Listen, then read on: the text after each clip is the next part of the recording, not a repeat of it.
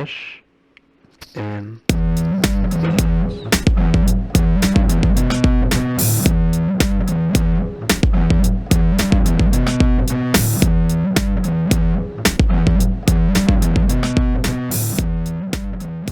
All right, welcome back to another episode of Fresh and Buds. I'm your host, Tommy Fresh. Tom, you can call me whatever you want, but you guys, most importantly, are all my buds. I hope everybody's doing well out there. We got a pretty spicy ep for you this week. There have been some crazy reactions out there. There have been some people, losing their minds, both in a good way and a bad way. And I'm here to give my hot and spicy takes. And as you can probably guess from the title of the episode, you probably know what I'm going to talk about. But I don't want to get there right yet. I want to kind of check in.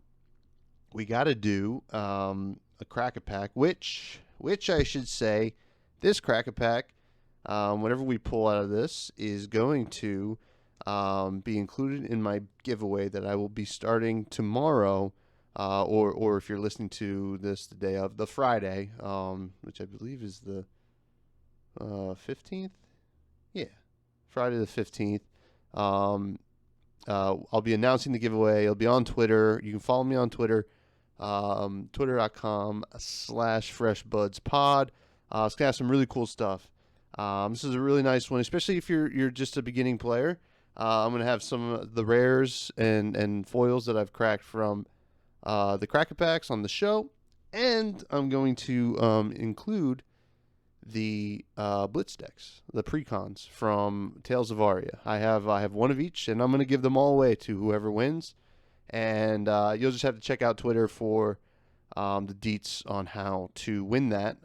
Most likely some retweets, some follows. And I like when people throw GIFs under my tweets because they're fun to watch, and I'll come up with some way to make that a qualifying thing. So, without further ado, let's crack a pack here.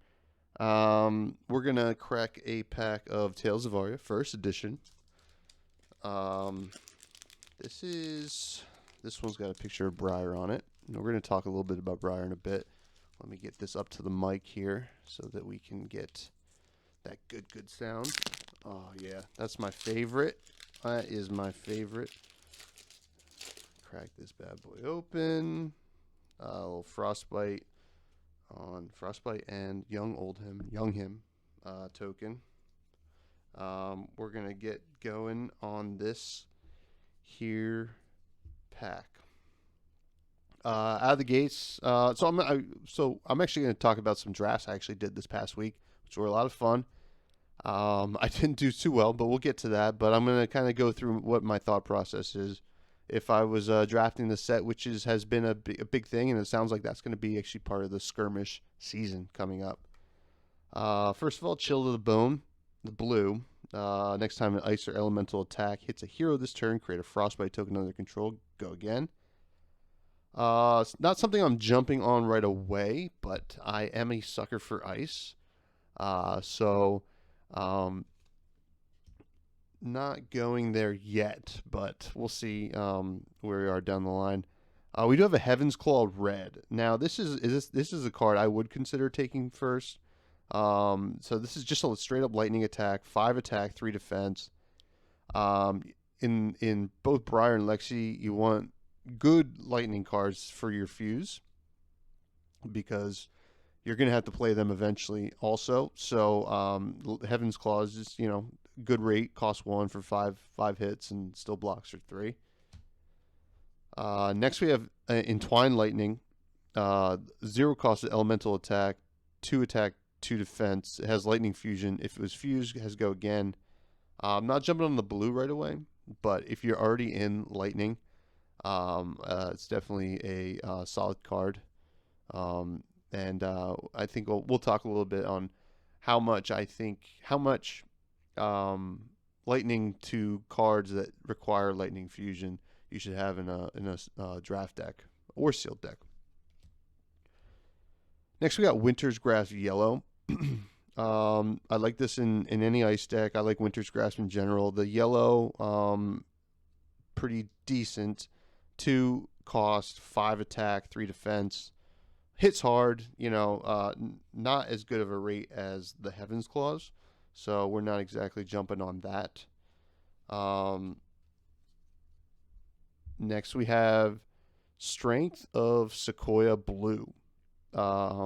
This is the Earth Fusion. Now, I will say this card, this is not a card I want to pick first, but God, man, in Oldhim, this card hits hard. I lost to this like twice in the past 2 drafts I've done.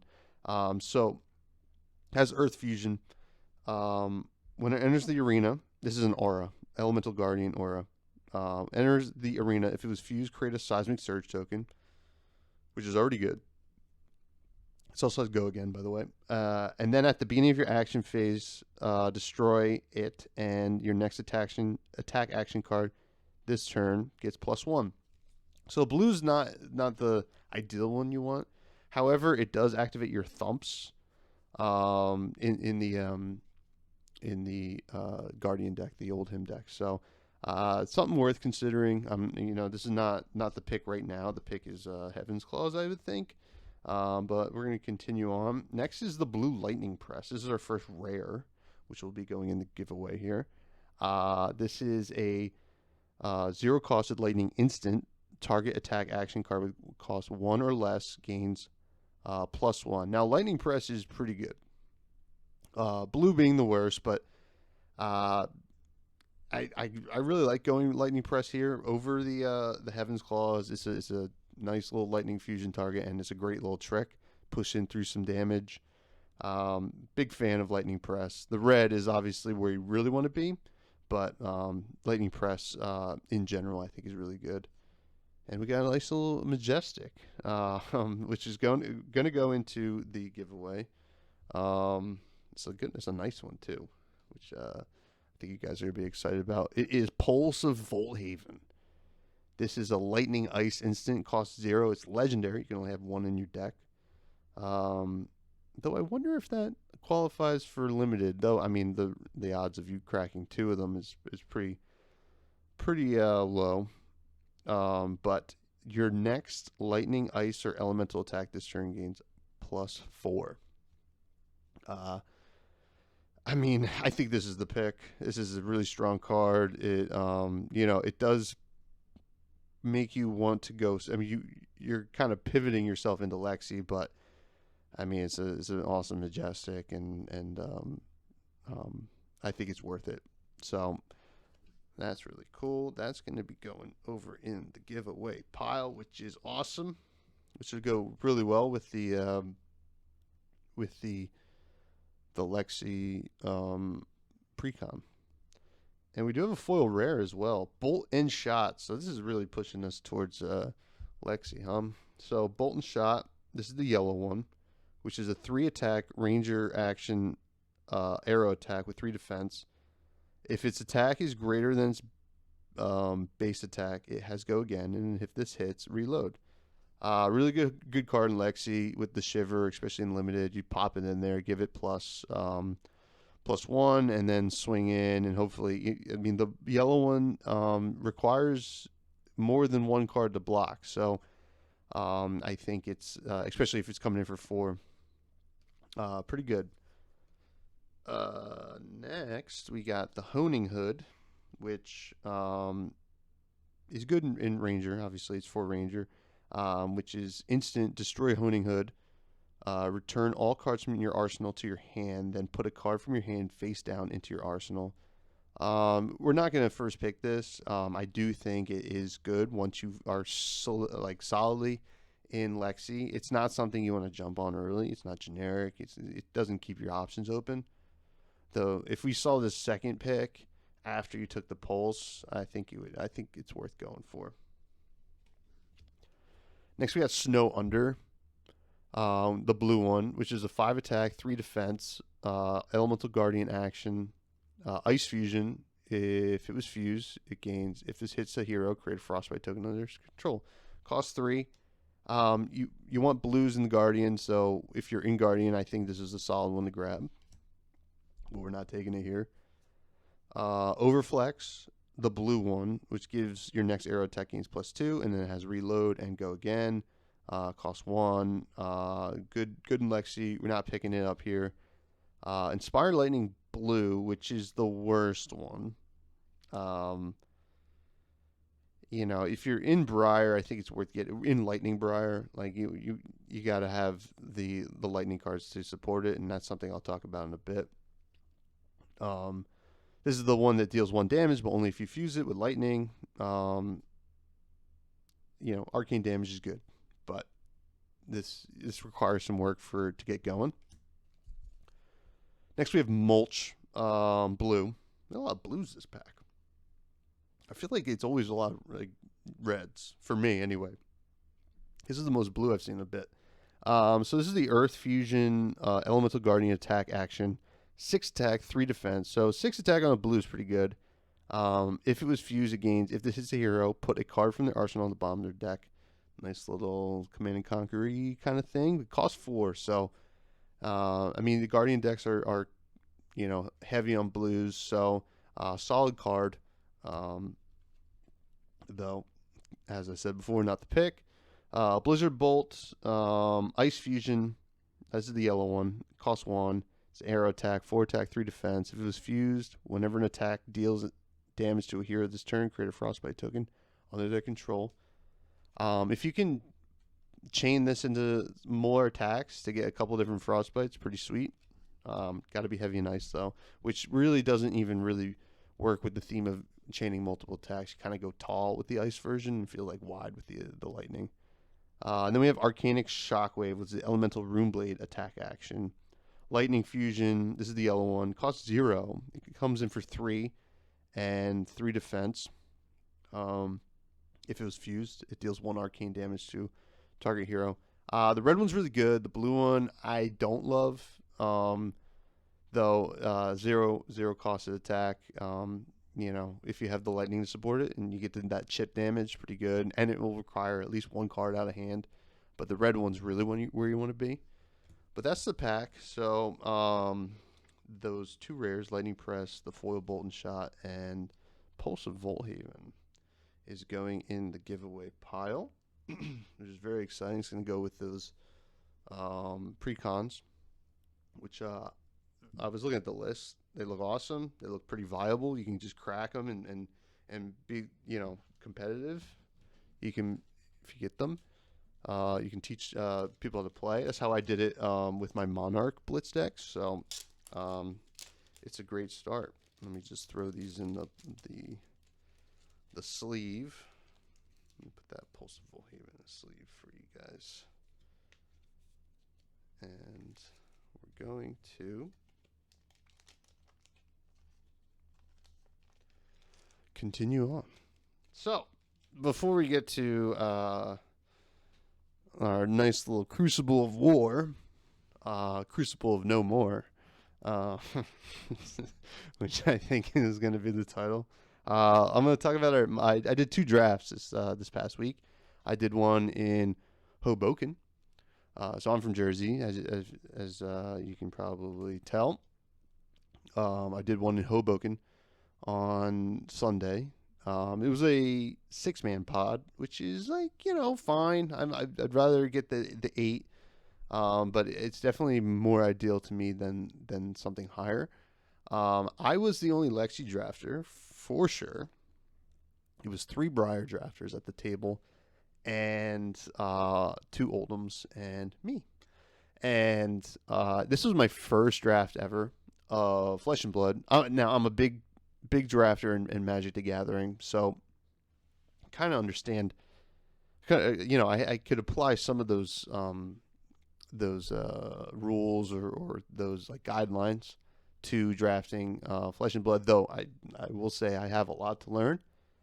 I was solidly. I started with like just some ice actions, and then I just started getting past some like solid ice arrows, like ice fusion arrows. So I kind of just like pivoted right in that first pack, and it all of a sudden became pretty clear to me that I was the only Lexi drafter. I got like a lighted up like 6 pick. Like the guy next to me picked it and passed it. Made it all the way around the table. It was a foil lighted up too. It made it all the way around the table and got to me, which was cool. Though I wasn't. I was more focused on lightning, or I was more focused on ice, so I didn't really have the lightning cards to really fuse it. Though I guess it doesn't really matter in limited because not everybody always has a bunch of equipment. I had a couple pieces of equipment. I had the honing hood, I had the Cracker Jacks, and I had the Runaways, which were all good. And my first game I played against Briar, and he was on Lightning Briar, and he really just got ahead of me pretty quick.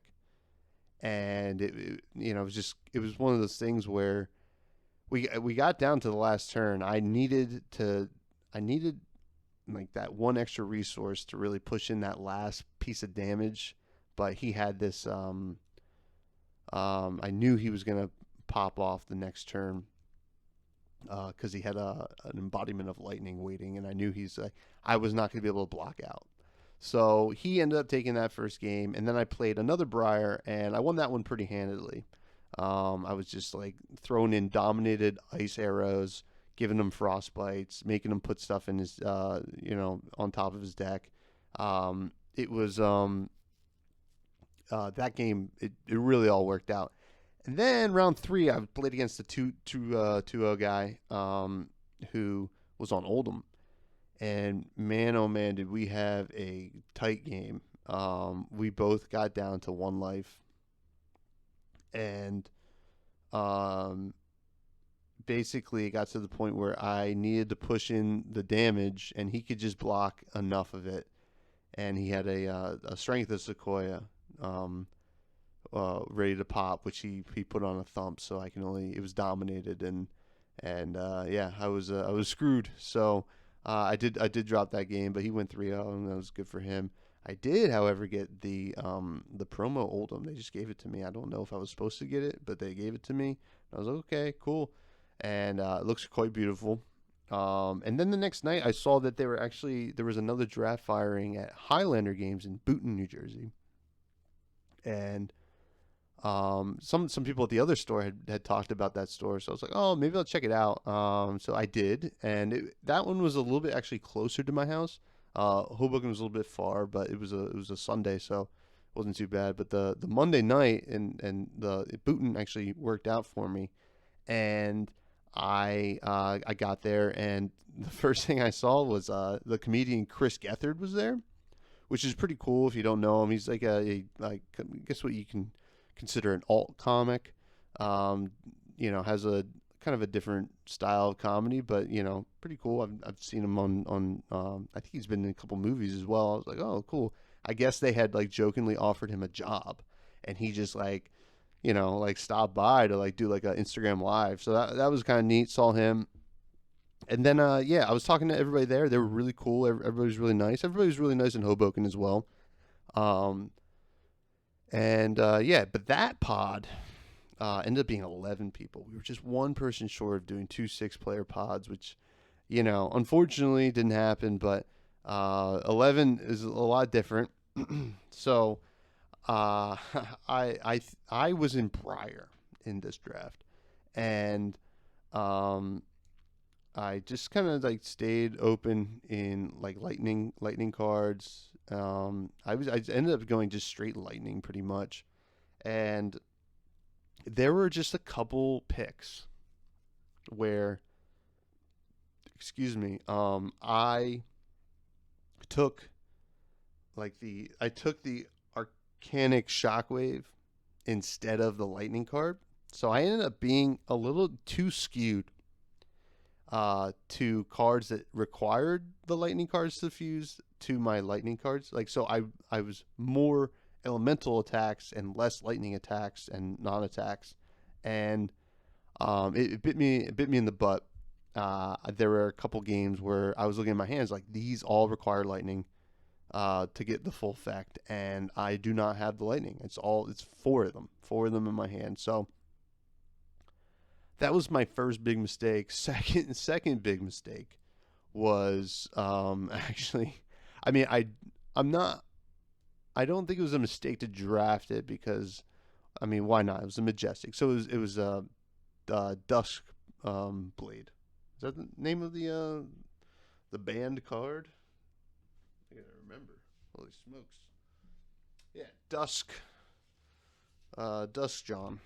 Um, it uh, it kept passing me like fifth pick, so like it made me realize that all the briars were to the left of me and not to the right of me. So in that pack, I was passing to them. Duskblade, yeah. So I took that, and my big mistake was actually playing it. The Rosetta Thorn is just a better weapon in Tales of Aria Limited. I don't know what I was thinking. I think I just was like, oh, I got the cool sword. I want to play it, and I let that get the best of me. But what can you do? It's just, it is what it is. But yeah, I played against first round. I played against this guy. I think he won the whole thing. He was on this really good Lexi deck. Just totally smashed me. And then round two, I get to play against Craig Krempels. If you don't know him, he's done coverage for Magic events in the past. He walked in, I was like, I think I know this guy. He's really nice. He thumped me pretty hard with Oldham. I mean, it just felt like he was hitting me with 10 plus attack actions like almost every turn. So lost to him pretty handily. And you know what? I mean, that was a thing where I should have just had a couple more picks. I should have went Lightning, and I don't know what I was thinking. I'm still getting, it's one of those. Well, Tales of Aria in general is unique that way, where you have these kind of specific attacks that require something else, like a different kind of card in your deck. So I just wasn't. I didn't know what the right balance was. I looked at it. I was like, I think this is good. I think maybe I should have gone more. I think I was probably like 60% attack, like fusion cards to 40% lightning cards, and I think you got to get closer to that 50-50 if I'm being honest. Which I know for next time I plan on drafting this set quite a bit more. It is a lot of fun, and I only want to get better at it, which is always a good sign. That means it's a rewarding format. It feels like when you do it right, it clicks, and yeah, I'm gonna try to draft it quite a bit more, and I think it is the skirmish season coming up with Unlimited coming out, so that'll be fun to do some skirmish events and draft a set. So yeah, well, without further ado, let's address the elephant in the room, I guess. So here's what happened. Crucible of War, which is the supplemental set, came out after our Arcane Rising. Third set ever for Flesh and Blood out of Legend Story Studios. The first edition came out, and then I think the Unlimited. I think I remember hearing that the Unlimited had gotten pushed a little bit because of the demand on Monarch. It's understandable. Monarch is like a fully draftable set. Had heroes like Chain and Prism in it that people wanted the cards. So Unlimited Monarch got pushed to come out first before Crucible of War Unlimited. And something about Unlimited is on its face it sounds like things are going to get printed forever, right? Which yeah, and so far it seems to have been that way until now. Obviously, I don't know if that's necessarily sustainable as we get more sets like Welcome to Wraith and Arcane Rising and Monarch and even Tales of Aria as we go get maybe 5 years down the road. They can't just keep printing these boxes because I'm sure the demand won't be there. outside of like a couple cards in them.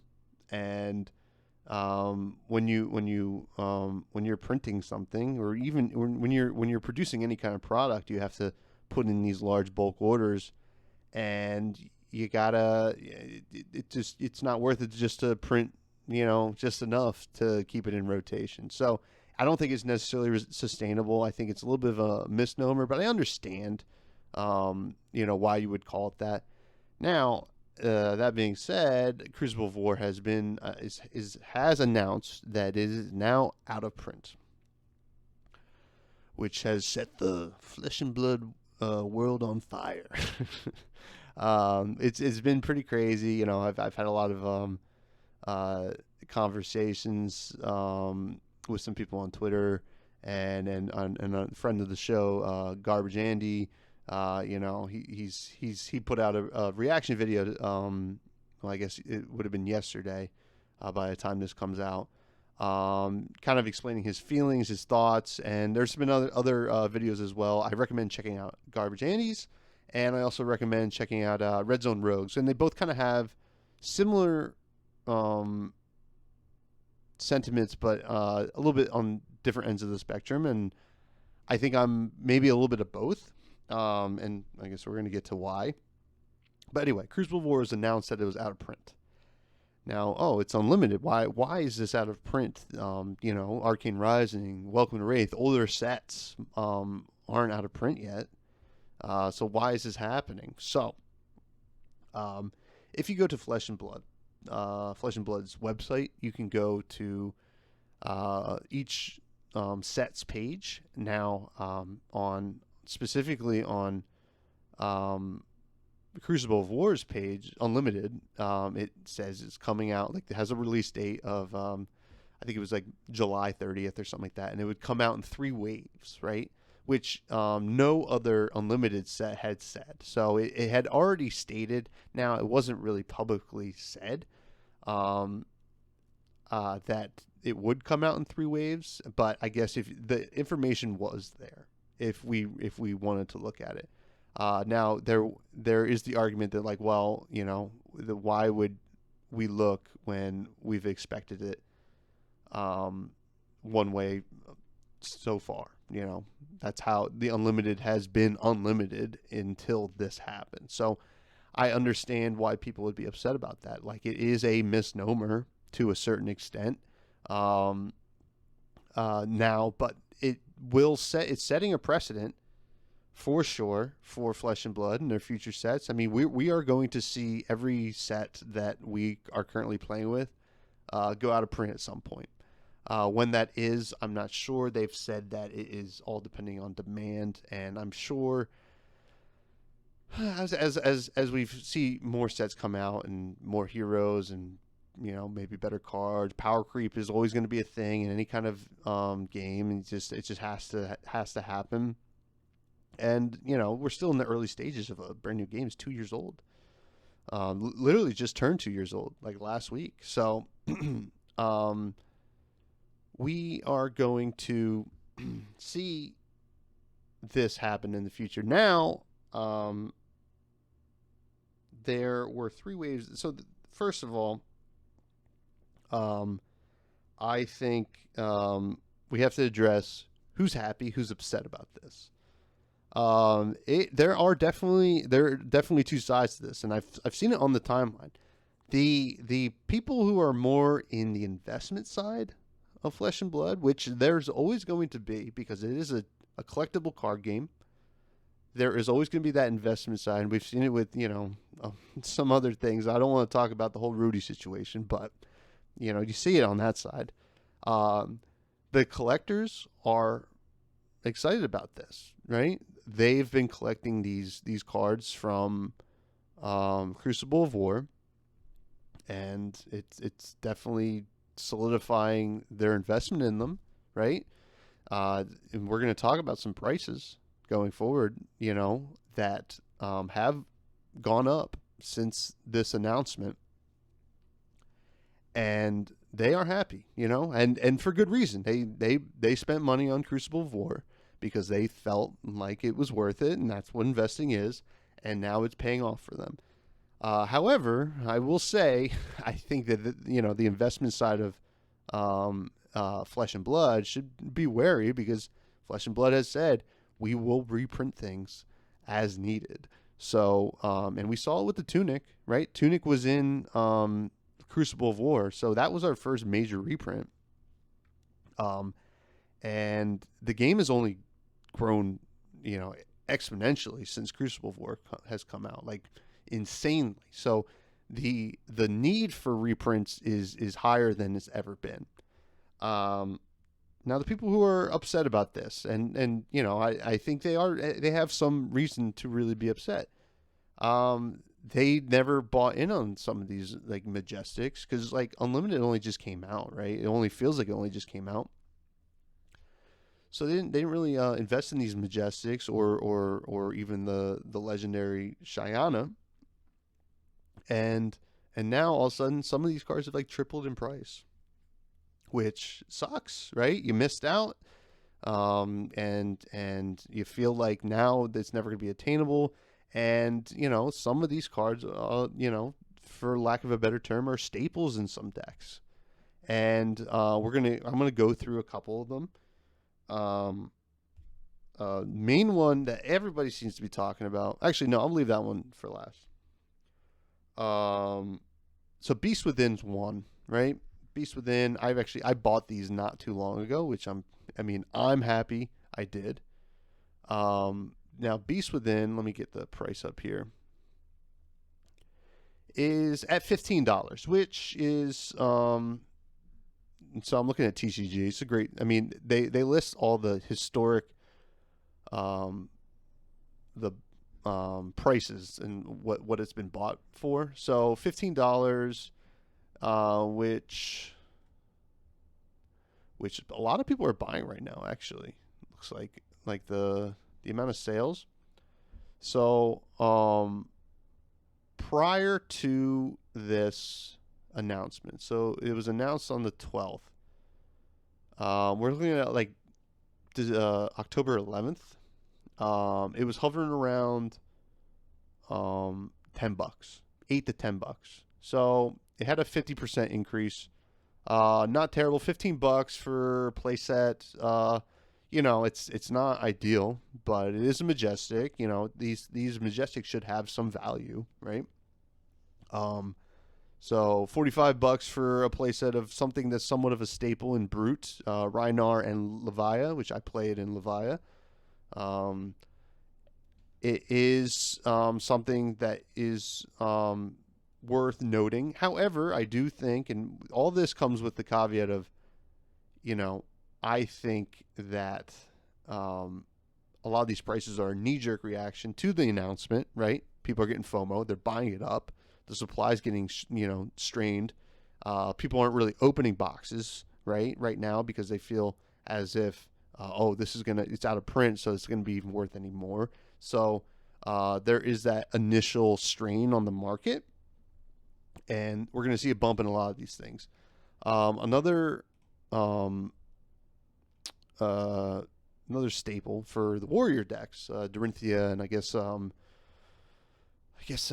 Bolton as well, Sir Bolton, is Spoils of War. Now this is up to $19 right now, what I'm looking at as we speak.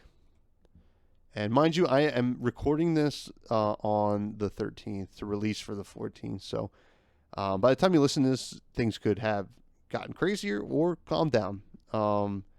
So if you look at this, it spiked a little bit up to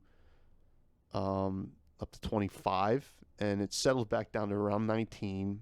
But let's see what it was. Let's go to the 11th. There wasn't really any sales on it there.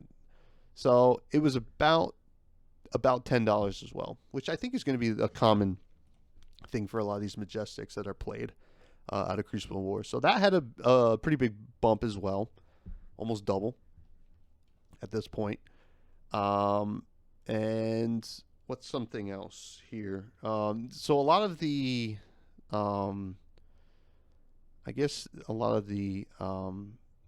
Majestic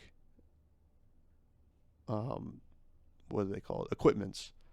That is what a lot of people are talking about. So I'm going to look at perch grapplers. That's at $33. That's the Ranger equipment for legs. Let's look at the sales history on that. Jumped up about $10, 10 to $15. So that doubled. What else we got here? One that I bought was Crater's Fist. Now this one jumped up quite a bit. This is at $70 right now. This is a little ridiculous for Majestic equipment. I am hoping this one does go down. Yeah, so this doubled. This was about 35 prior to the 25 to 35 prior to the announcement. So that one's a little crazy right now. However, I will say that one is, I mean, Oldham's new and there's a lot of hype around Oldham competitively. So we're going to see a little bit of a spike with these competitively viable cards going into the Nationals coming up in a couple weeks here, which I'll be in Orlando for, not for the Nationals, for the calling, but that's where the Nationals are. If you're there, want to say hi, let me know. Follow me on Twitter, FreshBuzzPod. I want to meet people, but I digress. What's something else? The Bloodsheath Skeleton. That's about $70 too right now. Which was, let's see, let's take a look. Right before, it's about $30. So that one jumped as well, doubled. Now, let's see. There's one crazy one. Courage of Bladehold. $70 as well right now. Which I guess, probably about the same. That one did jump up, or the rainbow foil jumped up quite a bit. But this one before the announcement was about 45. So this one truly doubled. The other one's a little bit more than doubled. So we're seeing it across the board here.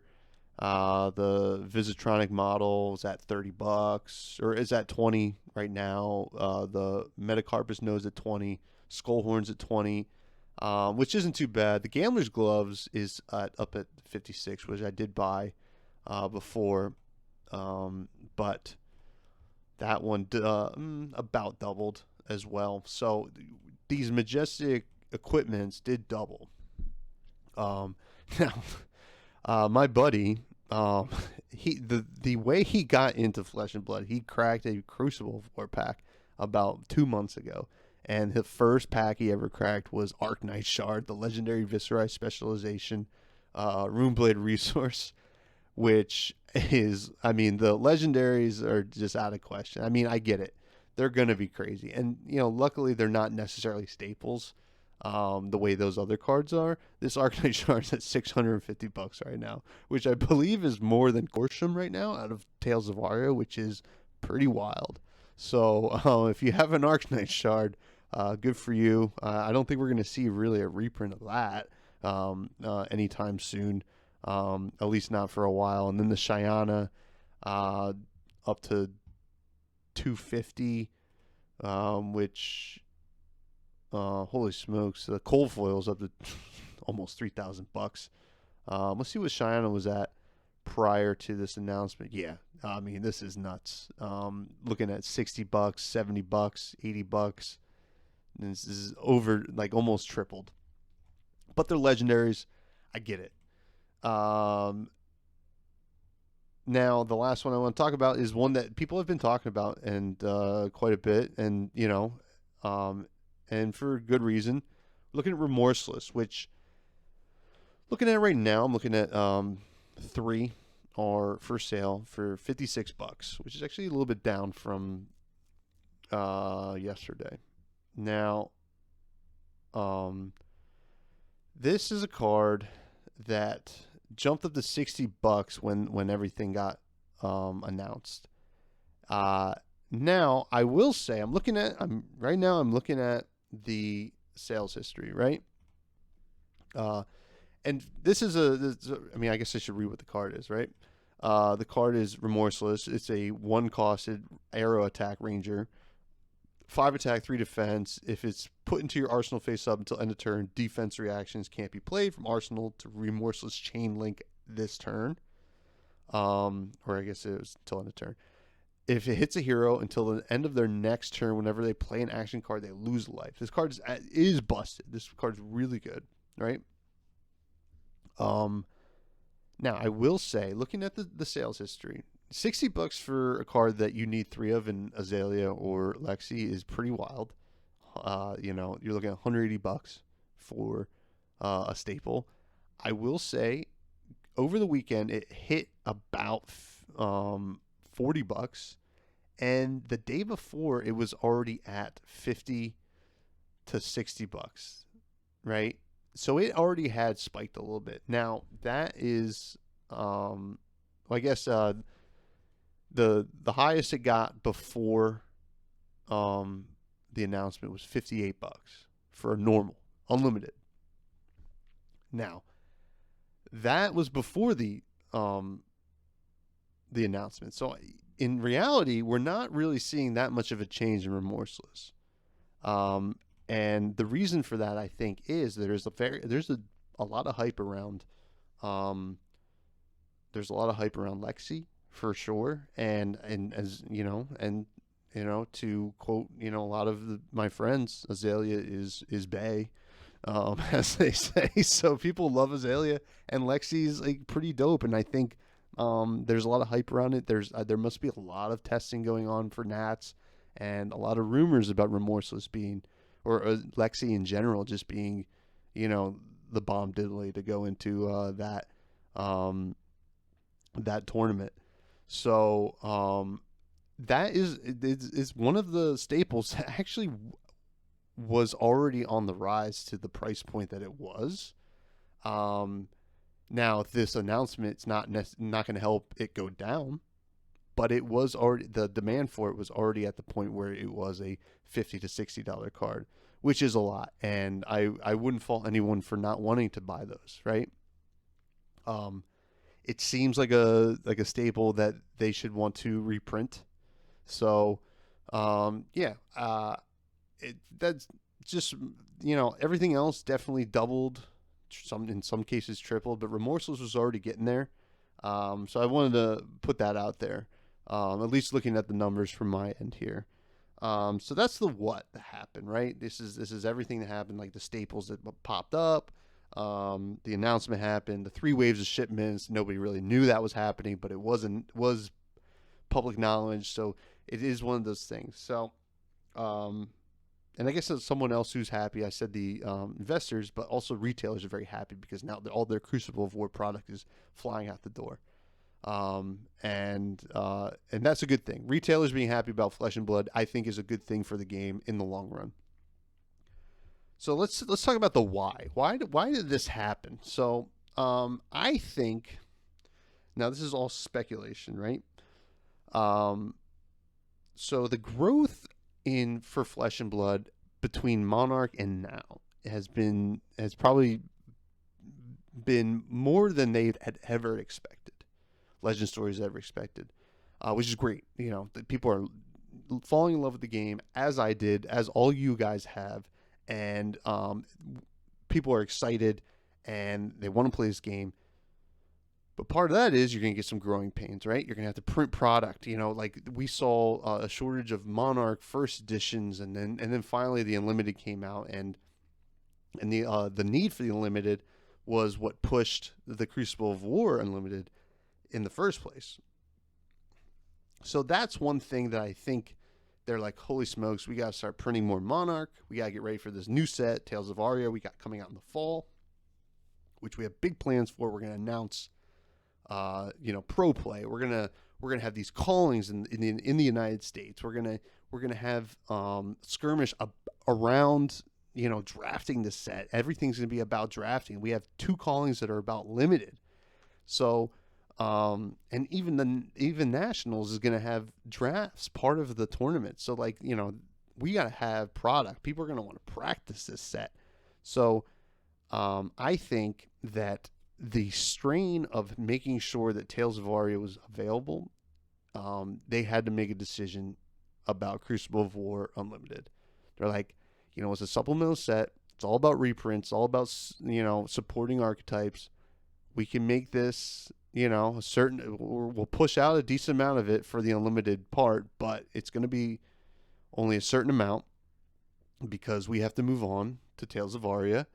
And we are going to have to make sure that we can support this major competitive season that we got coming up. That is my theory. I think that's a decision they made. However, whether or not, it was right to call it unlimited is a tough choice because, it's hard to say because, I think maybe initially that's how they planned to have it a little bit more like an unlimited set, and it just they had to switch it. So who knows what really happened? But that is truly my theory. I think that all that being said is some positives for the game, right? They're selling a lot of product, and I believe I saw that TCG Player released like their last month, their highest selling SKU was boxes of first edition Tales of Aria, which is nuts. TCG Player sells Magic, Yu-Gi-Oh, Pokemon, the Dragon Ball, Flesh and Blood, obviously, and Card Fight, which I don't know what it is. I'm not going to dig into it. I've got enough games on my plate, but TCG Player's number one SKU for a month was a box of basically a brand new game, 2 years old, right?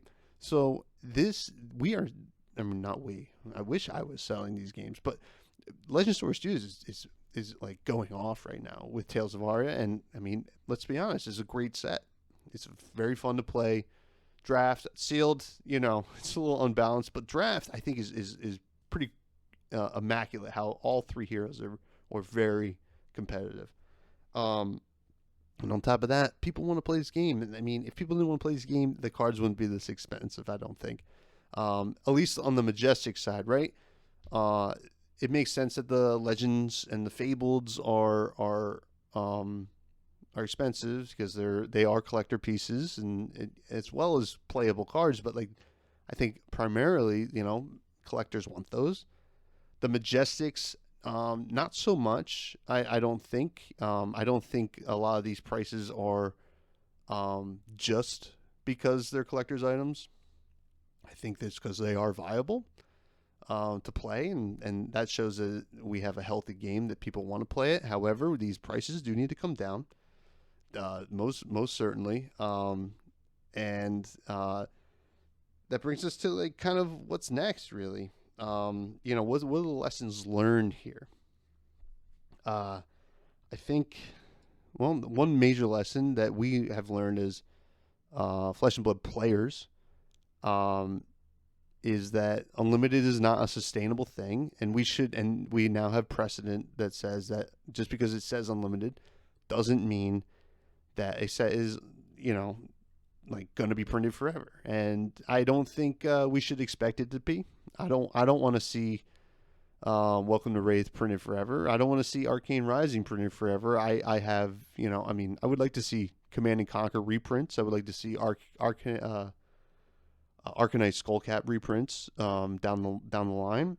I would, however, some cards like a Grasp of the Arknight, which is very Arcane Rising specific, it shouldn't have to be printed forever because, I would like that expensive card that I bought to have some value down the road. Not that I plan on selling anything right now because I'm playing these cards and I'm loving them. So that's one thing we've learned, that, unlimited doesn't mean forever. And I think we all kind of knew that at heart. You'd see it in other games. Magic the Gathering can't print sets forever, and they don't. And And then they supplement that by reprints. And I think Legend Story Studios has made it pretty clear that they're going to do the same. Anything they feel that needs to be reprinted, I think they will reprint. I wouldn't be surprised to hear if we're going to get some Command and Conquers coming out soon. I mean, that card is a card in an unlimited set, a Majestic in an unlimited set that's more expensive than something like Remorseless that is played, but it's unlimited and it's not a print and it's still really expensive. That's an example of, hey, we need to, I guess, get more in rotation, or maybe we need to have a little bit of power creep to make that card not as good. I mean, I like that card and I like playing it. But it is pretty wild how expensive it is. And something else, another lesson we learned, all of us are going to read every single set release like info. We're all going to really read. It's like, all right, is it coming out in waves? Is it truly unlimited? What's happening? When's the release? Are there multiple releases? Are we going to expect it to stop its print? So, it's one of those things. If we had read about Crucible of War, we would have known this was coming. And to be honest, let me put on the tinfoil hat real quick. I think some people did read it, right? They knew. And I think, a lot of people probably bought up Crucible of War when this unlimited printing started coming out in the past 2 or 3 months. Let me take a sip real quick. It's pretty wild talking to yourself for almost an hour. But so that's some lessons learned. I think, we all got to, we got to inform ourselves as consumers and players of this game.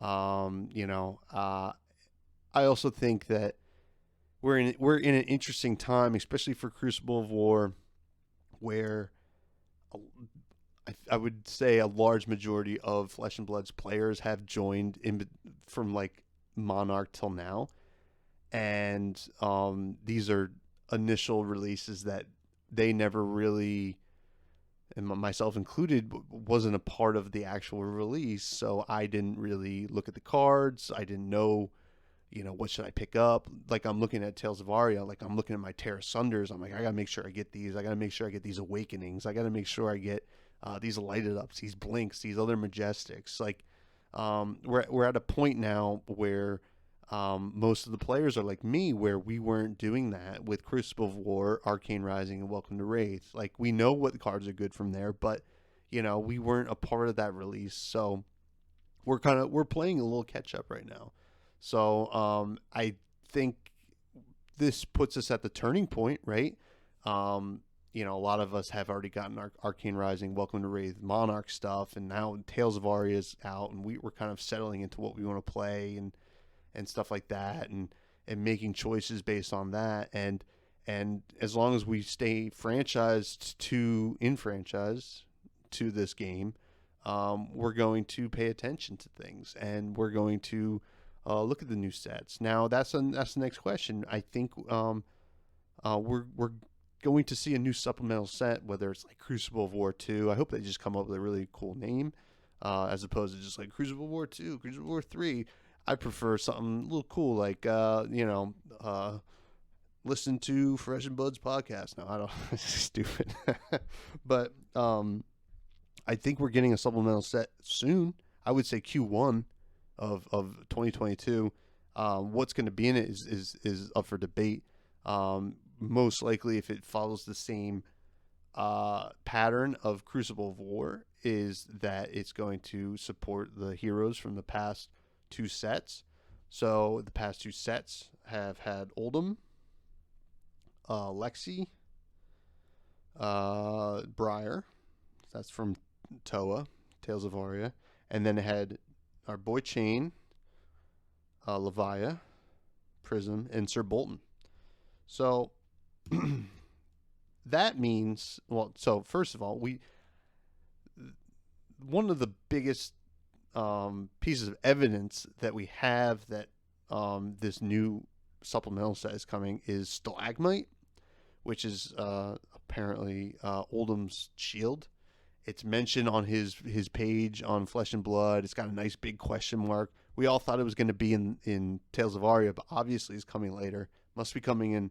So it's got to be his shield, right? His like ice shield. So that'll be coming. That's going to have to be coming in or we'll call it Crucible of War 2. So we know that's coming. They wouldn't talk about that card if it wasn't going to come in a future set, and it doesn't really make sense to come out in a regular booster set, right? It's got to come out in some kind of supplemental stuff. So we're gonna get stuff for the elements. We're gonna get stuff for ice, lightning, ice, lightning, earth. We're gonna get some guardian stuff. We're gonna get some more ranger stuff, which could I doubt it would be this soon, but it could be more remorselesses. We're gonna get some Runeblade stuff, obviously, because we have Chain and Briar. Let's hope it's not too crazy. I'm sure they're gonna give Chain some kind of updated Seeds of Agony, maybe not, and we'll see. So definitely look at your Chain stuff and maybe hold on to it for now, because he might be popping off again, and he might still be just as good. We'll see at Nats. We're gonna get some brute stuff for Levia. Some illusionist stuff, I'm sure, for Prism, and some warrior stuff. So some light and shadow stuff as well. So that if it follows that pattern, I'm sure that's what we're gonna get. It might be more of just kind of generic stuff. It might not actually do the talents like the elements and the light and shadow. Though I'm almost positive that Stalagmite. Actually, it would make sense if Stalagmite was earth-based, right? Because he's earth and ice. He's got his ice winter whale and maybe an earth shield. That'd be kind of cool. But anyway, that's all speculation right now. So, we definitely have this next supplemental set coming. What it's going to have, what kind of reprints is it going to have, we don't know. And we're definitely all going to pay attention to how its printing run is going to go. So I would expect it in Q1, honestly. Kind of after the skirmish season in December. So yeah, I mean, I think and they're probably going to want it out for the first Pro Tour. Absolutely. So basically, to wrap up all my thoughts, right? Kind of sum it all up into how I really feel. Out of prints are bound to happen, right? Unlimited was a bit of a misnomer. However, I think if we really truly searched ourselves, we knew that Unlimited wasn't forever. However, that being said, Crucible of War's Unlimited run was very short. We don't know exactly how much they put out in those 3 waves. It might have been just a ton. And these prices will just calm down as people just buy it up and hopefully open it and not just hold on to the boxes. So yeah, Unlimited, not forever. And I think some of these cards did pop up in price, and I do understand that they are staples. I think some will calm down. I think something like Remorseless was already getting up there for a reason. The equipment are tough. Equipment in general is pretty tough because it's like something you really want for your deck. It's something, the cool thing about equipment is it's something you get to bling out and pop out. Like you get to show it to your opponent before like you guys even really play, right? It's like, oh, sweet, that's a nice rampart of the whatever it's called, and you're just like, yeah, it's awesome, dude. This is mine or whatever. So like the equipment's tough. It is very tough, but I'm hoping things calm down a little bit. There's a lot of knee-jerk pricing. I think we're going to see stuff calm down a little bit. I don't think it's going to come down to where it was before. But this is how a market is, right? As you look at the stock markets, it reacts to news, and we had some big news this week, and I think it really popped. And much to the chagrin of players looking to buy those cards, and much to the pleasure of the collectors who had already bought them. So it's a damned if you do, damned if you don't kind of situation for Legend Story Studios. I appreciate that they just said, "Hey, listen, this is out of print," as opposed to kind of not telling anybody. And one thing that the Red Zone Rogue himself has said in a video that he put out, that this is still an indie game studio with a really popular game. I think we do have to cut them some slack, not completely, but this is it's new. It's like growing pains are a thing, and they still make a honest to God, an excellent game. I love this game with all my heart. I love playing it. I love the community. I love people that I've met playing this game. And I don't think something like this is going to destroy that. And yeah, that is my thoughts on the Crucible of War thing. And this is totally not what I planned on talking about this week, but I figured I might as well throw in my 2 cents if you guys care about it. If not, and if you disagree with me, feel free to yell at me on the internet. I'm cool with it. Just be respectful, I guess, and be respectful to everybody else that you interact with. Everybody's experience is different. I don't play Ranger, so the remorseless price isn't really hitting me that hard. But I know,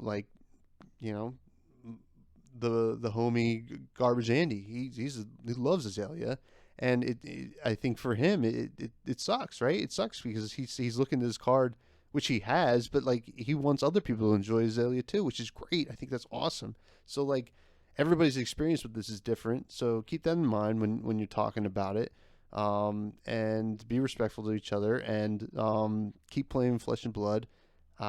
It's a great game, and I love all you guys. And to close out the show, I want to talk about food, break the tension a little bit. I was talking that I mentioned earlier in the show that I am a New Jersey resident.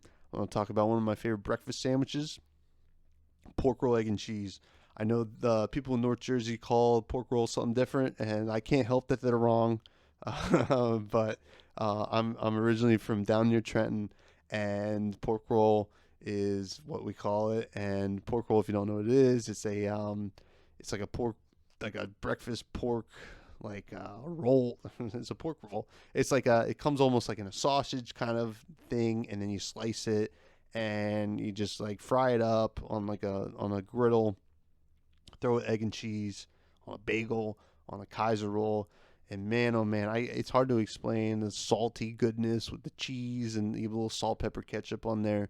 Man, oh man, I just even talking about it right now, I'm gonna have to get one tomorrow. So, yeah, to close out the show, that's what I want to talk about. You guys can follow me on Twitter, twitter.com/freshbudspod. You can find me on the YouTube, which you might be listening to this on. You can just search Fresh and Buds. You can find this on Spotify, iTunes, Google Podcasts. If you can leave a review on any of those, I'd really appreciate it. Feel free to reach out to me on Twitter. You could send an email to freshbudspod@gmail.com if you have any questions. And if you enjoyed the podcast, please tell some people that you play Flesh and Blood. Maybe they'll enjoy it too. That's the best way you can do to help me. This is just something that I like to do, and I'd like to keep doing it. And the way I keep doing that is have people listen, and that's all that really matters in the end. And I hope everybody really enjoys. So, yeah. You guys have a great weekend. See ya.